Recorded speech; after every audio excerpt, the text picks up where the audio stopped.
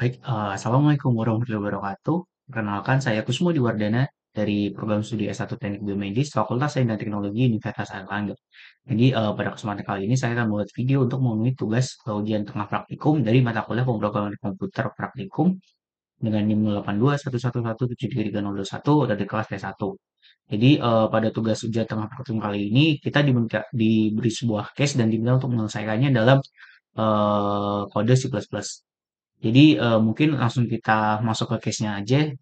Jadi case yang saya dapat yaitu Pythagoras of Samos adalah seorang ahli matematika Yunani, yang di mana dia itu bikin konsep tentang bilangan sempurna. Jadi menurut si Pythagoras ini suatu bilangan disebut sebagai bilangan sempurna apabila nilainya sama dengan jumlah faktor-faktornya, tetapi tidak termasuk bilangan itu sendiri. Nah, sebagai contoh ini angka 6, di mana angka 6 ini adalah bilangan sempurna karena faktor-faktor dari angka 6 yang selain dirinya sendiri, di mana kita tahu faktor angka 6 itu adalah 1, 2, 3, dan 6. Bila jumlahkan kan 1, 2, 3, kalau dijumlahkan akan sama dengan 6. Dan 4 bilangan sempurna 6, 6, 28, dan seterusnya itu juga telah diketahui sejak ratusan tahun sebelum Masehi. Di mana pada waktu itu bilangan sempurna lebih dihubungkan dengan hal-hal religius seperti angka 6 yang dihubungkan dengan lama penciptaan bumi, dan juga angka 28 yang dihubungkan dengan lama perputaran bulan mengelilingi bumi. Jadi untuk mengetahui berapakah nilai bilangan sempurna ini, buatlah flowchart untuk menampilkan tabel yang berisi bilangan n sempurna. Bilangan sempurna yang pertama. Jadi pada intinya di case ini kita diminta untuk membuat suatu kode program C++ yang dapat menampilkan suatu bilangan sempurna, suatu n bilangan sempurna dalam bentuk tabel. Baik, jadi mungkin langsung kita masuk ke penjelasan terkait flowchart dari programnya. Untuk flowchart-nya sendiri, pertama tentu aja kita mulai dari inisiasi mulai, lalu user nanti akan diminta untuk menginputkan jumlah bilangan sempurna atau nanti diberi variabel n. Nah, jadi variabel n. Lalu untuk loop yang pertama ini untuk untuk mengecek bilangan yang ingin dicek. Jadi kayak misal bilangan yang ingin kita cek angka 6. Angka 6 ini dicek, terus turun ke kita deklarasikan dulu sumnya sebagai 0, karena yang ingin kita cek kan nanti jumlahnya apakah sama dengan bilangan yang ingin kita cek. Lalu loop kedua untuk mencari faktor dari bilangan yang udah kita pilih tadi, di mana yang kita pilih itu bilangan 6, angka 6 ya tadi. Nah, misalkan untuk dimasukkan angkanya 6 nih, jadi for 1 kurang dari K kurang dari I, jadi nanti 1 kurang dari K kurang dari 6, di mana nanti untuk mencari faktor dari bilangan yang ingin kita cari, kita menggunakan operator mod, di mana mod ini merupakan untuk mencari sisa hasil bagi. Jadi misal I mod K, I-nya kita ambil lagi 6, mod K-nya ambillah 1. Jadi I mod 1 sama dengan 0, karena 6 dibagi 1 itu sisanya 0. Nah, jika sisanya 0, maka akan dimasukkan ke sum yang akan menyimpan jumlah dari faktor-faktor yang udah ketemu tadi. Nah, kalau udah faktor-faktornya udah ketemu, maka untuk true tadi, jika hasil modnya sama dengan 0, true akan dimasukkan ke penjumlahan. Jika salah, maka akan balik looping untuk ngecek faktor selanjutnya. Bisa jadi ke 2, 3, 4, 5, 6, dan seterusnya.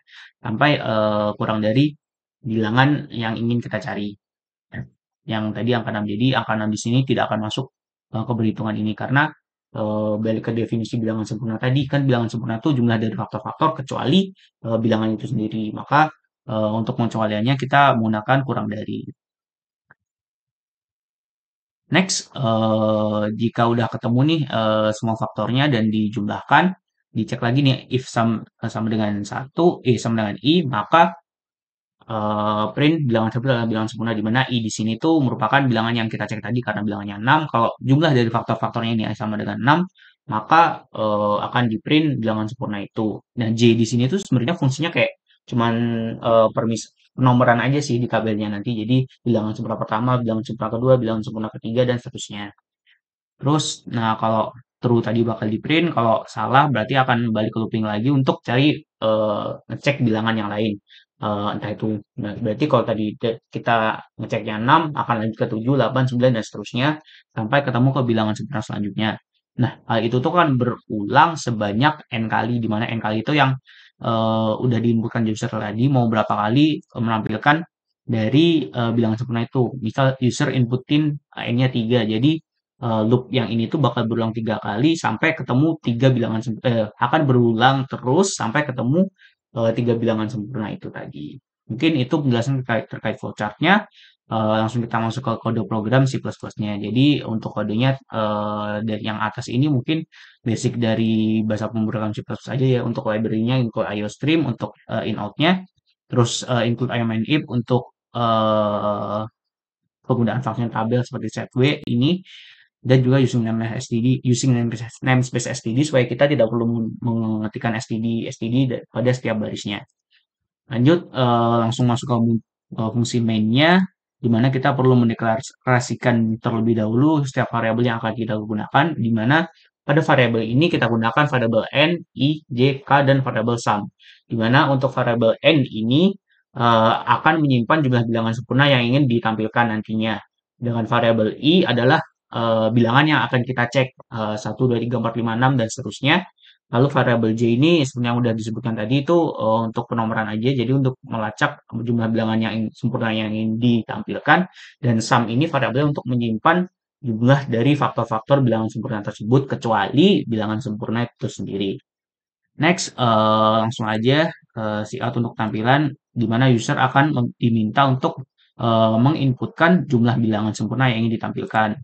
Di mana tadi kita variabelnya in-nya n. Next cout ini untuk header tabelnya, tabel bilangan sempurna pertama. Terus ini juga layout untuk tabelnya aja, setw nomor, di mana nanti ditampilnya itu nomornya J mulai dari satu bilangan pertama, kedua, ketiga, keempat, dan seterusnya. Jadi untuk line ini hanya sebagai layout aja. Mungkin langsung masuk ke loopnya aja. Dari sini kita sebelum masuk ke loop deklarasikan dulu J sama dengan satu karena supaya tahu mulainya itu bilangan sempurna pertama, kedua, ketiga, dan seterusnya. Langsung masuk ke loop pertama. Loop pertama tadi untuk mengecek bilangannya for i sama dengan satu, J kurang dari sama dengan n, i plus plus. Sintak umum dari for untuk C++ ya. Jadi masuk ke for, terus sum sama dengan 0, di mana nanti supaya ketika kita cek bilangan seterusnya, misal ambillah bilangannya 1.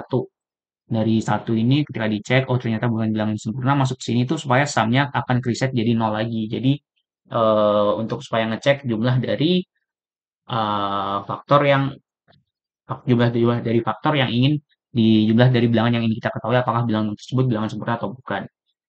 Jadi masuk ke sum sama dengan 0, lanjut ke looping kedua untuk mengecek, mencari faktor-faktornya. For k sama dengan 1, k kurang dari 1, k plus plus. If i mod k sama dengan 0, maka akan dilakukan penjumlahan dari setiap faktornya tersebut. Di mana tadi seperti yang sudah dijelaskan di flowchart, k ini merupakan variabel untuk mencari faktornya, untuk menyimpan faktor-faktor yang ingin kita cari. Nah, kalau udah ketemu semua sum-nya atau penjumlahannya, lanjut masuk ke fungsi if lagi untuk mengecek apakah penjumlahan tadi itu, hasil penjumlahan dari setiap faktornya itu bernilai sama dengan bilangan yang ingin kita cari. Jika iya, maka akan kita print berupa layoutnya ini J dan juga I, terus J++ ini untuk menambah lagi nilai J-nya yang ke atas ini. Nah, jadi di sini J-nya berarti berubah jadi 2, terus 3, 4, dan seterusnya sesuai dengan di mana batasnya itu N, atau yang dibutuhkan oleh user tadi. Jadi mungkin kalau ingin didemokan secara kasarannya tuh misalnya katakanlah kita mau ambil bilangan sempurna 6. Bilangan sempurna 6. Nah, jadi I-nya ini 6, K sama dengan 1, kita cek setiap faktor dari angka 6, jadi ininya K sama dengan 1, K kurang dari 6. Jadi mulai dari 1 dulu nih. Mulai dari 1, jadi I-nya karena I-nya tadi 6, 6 mod 1 apakah sama dengan 0? Iya. Jadi dimasukkan nih sum pertama 1. Terus naik lagi ke sini. Lanjut karena ini tadi K plus plus jadi nambah K-nya 2. Karena di sini kita ambil 2. I mod K sama dengan 0, 6 mod 2 sama dengan 0, iya karena 6 bagi 2 kan 3, sisanya 0, terus ditambah ke sum tadi. Jadi karena sum yang sebelumnya udah 1, tambah 2, hasilnya 3. Nah, dapat nih sumnya 3 udahan. Naik lagi ke atas untuk ngecek. K-nya yang karena tadi 2, K plus plus, jadi K-nya sama dengan 3, K kurang dari 6, K plus plus tadi, terus masuk ke fungsi if ini lagi, 6 mod 3 apakah sama dengan 0? Iya, karena 6 dibagi 3 itu sama dengan 2. Masuk lagi ke sini. sorry, jadi yang sebelumnya tadi kan sebelumnya 1 tambah 3 4 udahan. Ya, 4. Nah, jadi tadi 6 bagi 3 hasilnya 2, masuk ke sim lagi, 4 tambah 2 6. Nah, naik lagi setelah kita cek angka 3, apakah 4 merupakan faktor? Bukan, 5 juga bukan, karena hasilnya 3 akan sama dengan 0, akan menyisakan 3, jadi 6 dibagi 4 akan sisa 2, 6 dibagi 5 akan sisa 1. Karena udah bukan, next masuk ke if selanjutnya untuk mengecek sumnya tadi. Kan sumnya tadi kita dapat 6, apakah 6 sama dengan 6? Iya, maka akan print J yang tadi nomor pertamanya dengan dan juga I yang merupakan bilangan sempurna tadi. Terus ini terakhir untuk return zero untuk mengecek apakah program tersebut udah berjalan tanpa error dan juga untuk preset nilainya kembali ke nol. Kurang lebih seperti itu untuk penjelasan kode programnya dan berikut adalah contoh hasilnya di mana ketemu 4 bilangan sempurna yaitu 6, 28, 496 dan juga 8128. Mungkin kita coba untuk demo dari kodenya tadi. Sebelumnya di-compile terlebih dahulu lalu di-run. Katakanlah kita mau cari dua bilangan sempurna pertama, maka yang muncul hanya akan angka 6 dan 28. Kalau mau tiga, otomatis yang muncul 6, 28, dan 496. Nah, kalau mau empat bilangan sempurna, yang muncul 6, 28, 496, dan juga 8128. Gimana kalau kita masukin lebih dari 4? Ambillah 5. Kita pengen tahu nih, 5 bilangan sempurna pertama. Nah, mungkin akan sulit untuk bisa menampilkan bilangan sempurna yang kelima karena bilangan sempurna ini kan balik ke definisinya awalnya tadi merupakan jumlah faktor-faktornya itu kecuali bilangan itu sendiri akan sama dengan bilangan itu sendiri. Jadi kenapa tidak muncul ketika kita masukin bilangan sempurnanya untuk mencari 5 bilangan sempurna pertama atau kita mau tahu nih bilangan kelima ini apa sih selain setelah 8128 karena keterbatasan dari program ini tuh memerlukan looping yang cukup banyak karena dari referensi yang saya baca ternyata bilangan sempurna yang kelima tuh gapnya cukup banyak antara dari bilangan sempurna yang keempat. Kan kalau ini tuh gapnya nggak terlalu banyak ya dari 6 ke 28, 496. Walaupun ke 496 ke 8128 juga cukup lumayan banyak, tapi dari bilangan sempurna keempat ke bilangan yang sempurna kelima itu ada gap tambahan lagi, di mana bilangan sempurna kelima tuh menurut referensi yang saya baca adalah sekitar nilainya tuh 33 juta sekian. Jadi karena adanya banyak gap ini tuh otomatis si program atau komputer ini tuh kan harus melakukan looping sebanyak 33 juta kali lebih ya. Jadi maka dari itu mungkin akan membutuhkan proses yang sangat lama atau bahkan tidak bisa karena banyaknya looping itu sendiri. Jadi mungkin keterbatasan dari kode program ini tuh hanya bisa menampilkan 4 bilangan sempurna pertama seperti itu.